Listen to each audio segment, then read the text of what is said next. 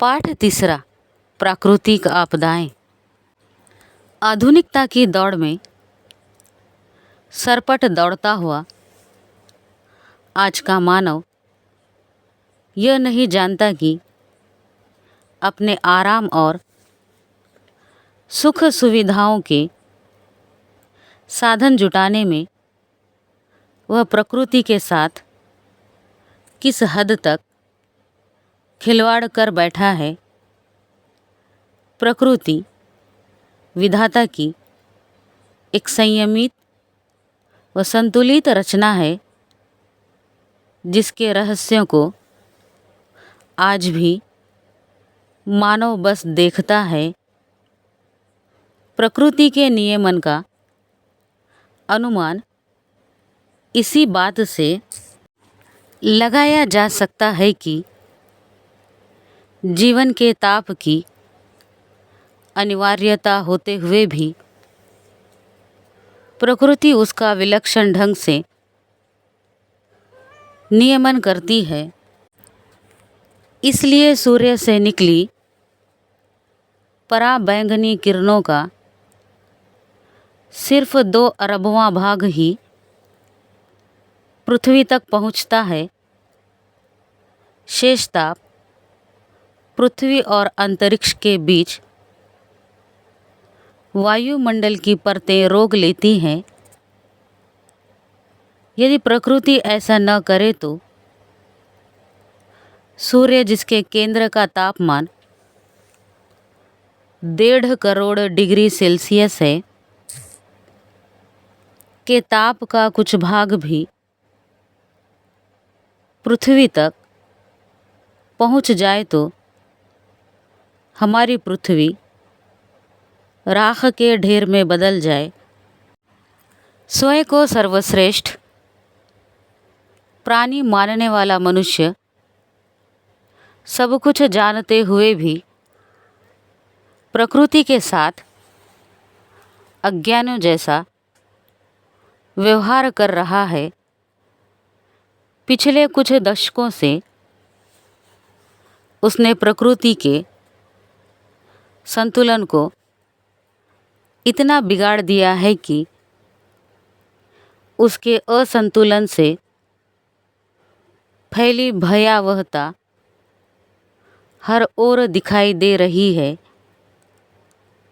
आज मानव global warming जैसे महाप्रकोप का सामना कर रहा है। पृथ्वी के दिनों दिन बढ़ते तापमान को ग्लोबल वार्मिंग कहते हैं। इसके प्रमुख कारण हैं वनों का कटना और औद्योगिकरण के कारण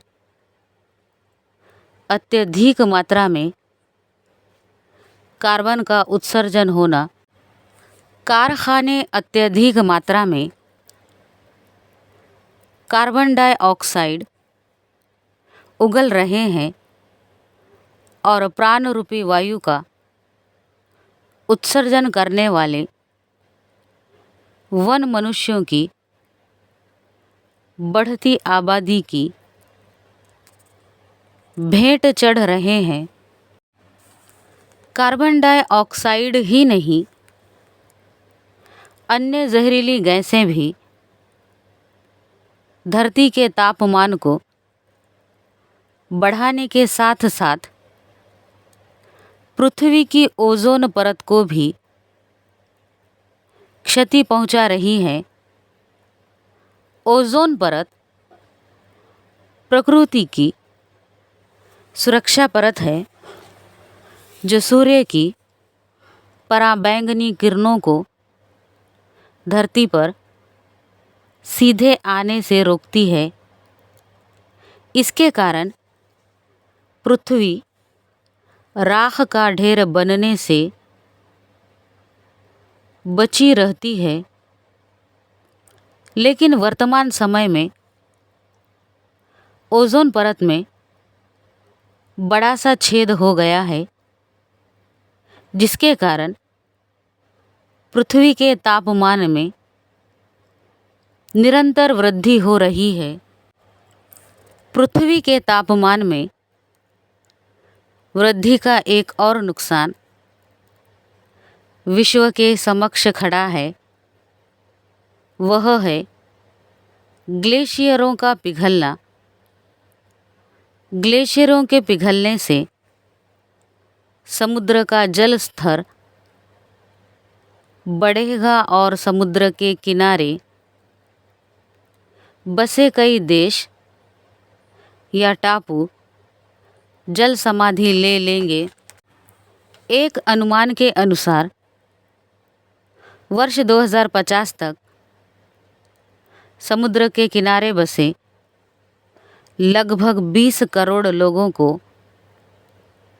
विस्थापित होना पड़ेगा। समुद्र के बढ़ते जलस्तर का असर एशिया और अफ्रीका महाद्वीपों पर सबसे अधिक पड़ेगा। एक रिपोर्ट के अनुसार वर्ष 2100 तक पृथ्वी का तापमान 1.1 ब से 6.6 ब तक, जबकि समुद्र का जल स्तर 8 सेमी से 59 सेमी तक बढ़ जाएगा। प्रकृति से छेड़छाड़ के बाद आने वाली प्राकृतिक आपदाएं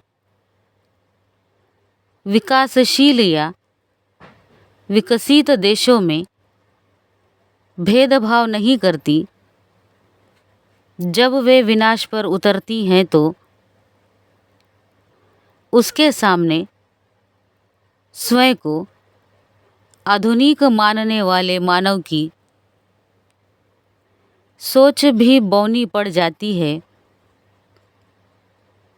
जलवायु परिवर्तन के कारण अमेरिका जैसे विकसित देशों को भी जंगल की आग और सुनामी जैसी आपदाओं से दो चार होना पड़ता है।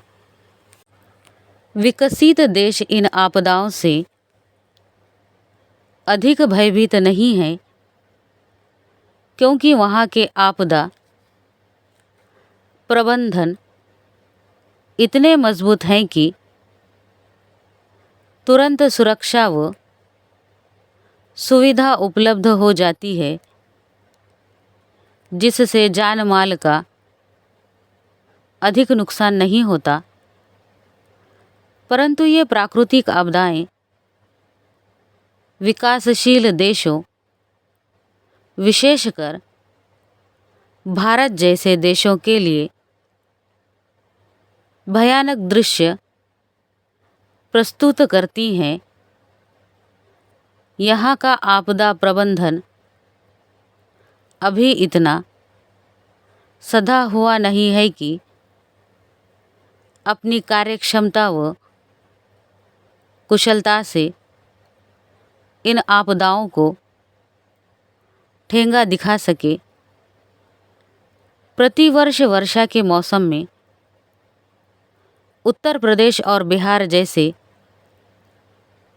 प्रदेशों में बाढ़ तांडव करती है। यद्यपि भारत का मौसम विभाग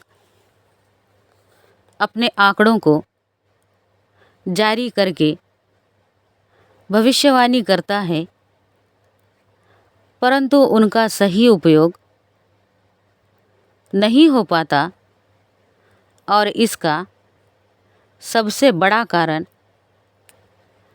प्रकृति का निरंतर बदलता स्वभाव है।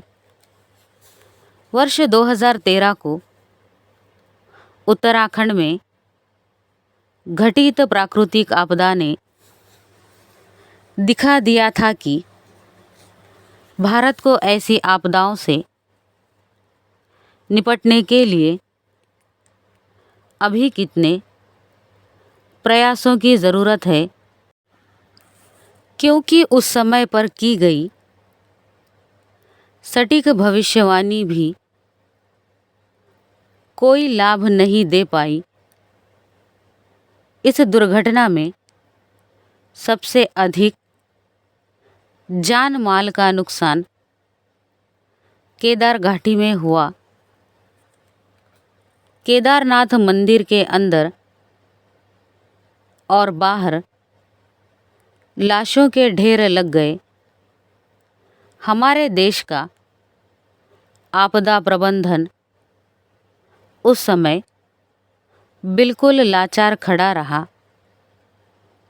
वह तो भला हो उन वीर सैनिकों का जिन्होंने लगभग 1 लाख लोगों को वहाँ से सकुशल निकाल लिया।